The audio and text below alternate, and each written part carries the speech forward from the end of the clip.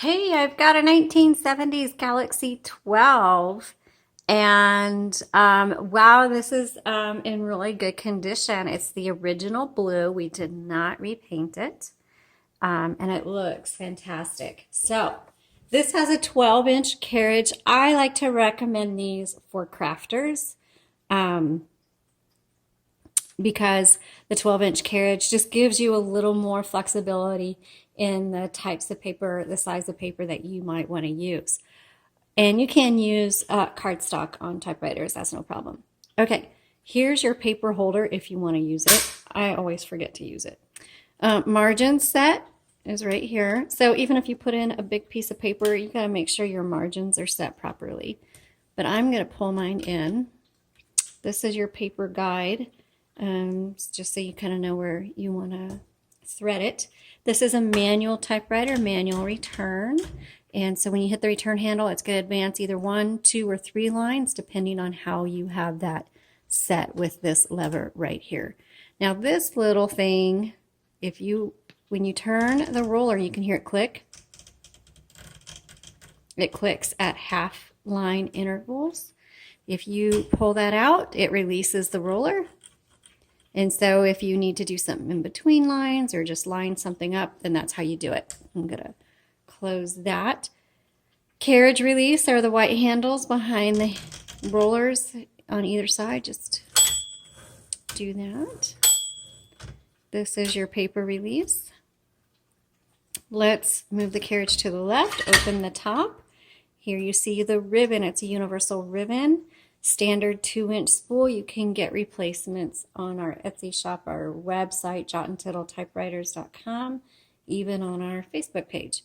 Okay, and then this is the escapement. That's what it's called. To reverse the direction of your spool, because many of you don't realize that when you get to the end of the ribbon, it's not the end of the ribbon. You just need to reverse the direction and keep using the ribbon many, many times until the ink runs out. So to reverse the direction is right here and just back and forth, okay? All right, let's close that back up. To set tabs, this is your tab. You just press it and it goes to the different tabs. You can clear it with that button and you can set it with this button, okay? LMH, that just determines how hard you want these type bars to strike your paper. Color selector, and let's go ahead and and this is the margin release, so that there's that bell. When you get to your margin and it's going to stop, you can't do anything, hit that margin release, and now you can keep going. Okay, let's go ahead and load a piece of paper.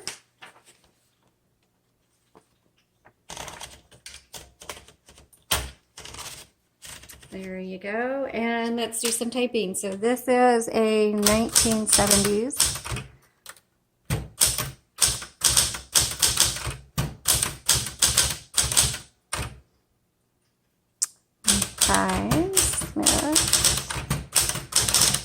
This types really well. I mean, really, really well.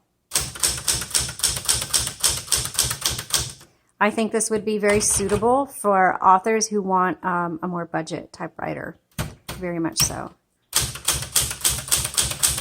Great for beginners because it's going to be affordable, it's going to be good, a good working machine.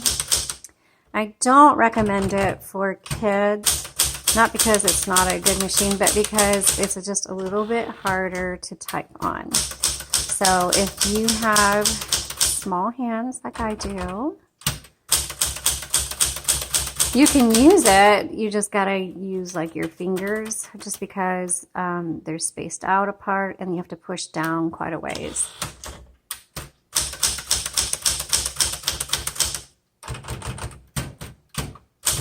Oops.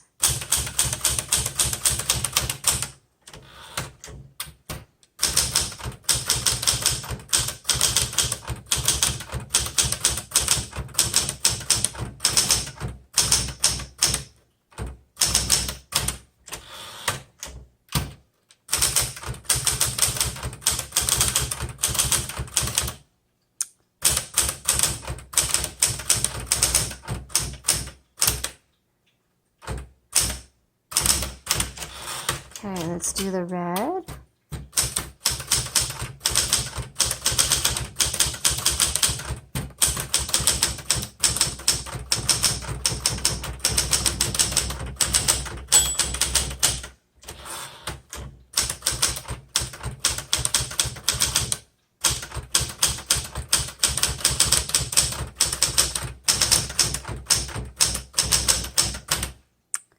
Fantastic. I mean, that's all I can say.